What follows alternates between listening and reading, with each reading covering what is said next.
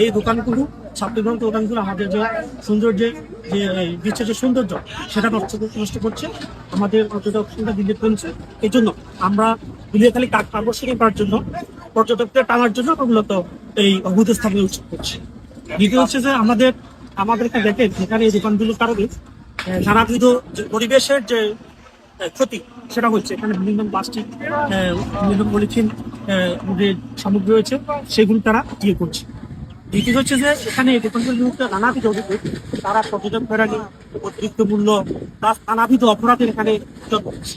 সেই কারণে আমাদের সর্বোপরি আমাদের বিশ্বের সৌন্দর্য রক্ষা, পরিবেশ রক্ষা এবং বিশ্বের সার্বিক নিরাপত্তা, পর্যটকদের নিরাপত্তা ও অপরাধ প্রতিরোধে আমরা এই উচ্ছেদ কার্যের ভূমিকা রাখছি।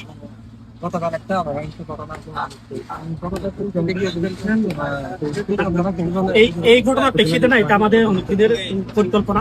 হয়তো এই ঘটনা হয়তো আমরা এটা ত্বরান্বিত করছে, কিন্তু এই অবৈধ স্থাপনা উচ্ছেদের জন্য আমাদের দীর্ঘদিন পরিকল্পনা রয়েছে।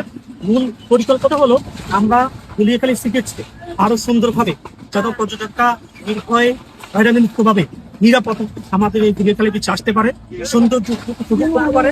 দুলিয়াখালীর সৌন্দর্য ধরে রাখার জন্য, পর্যটকদের আকর্ষণ করার জন্য আমাদের এই আমাদের অবৈধ স্থাপনা উচ্ছেদ করতে হবে।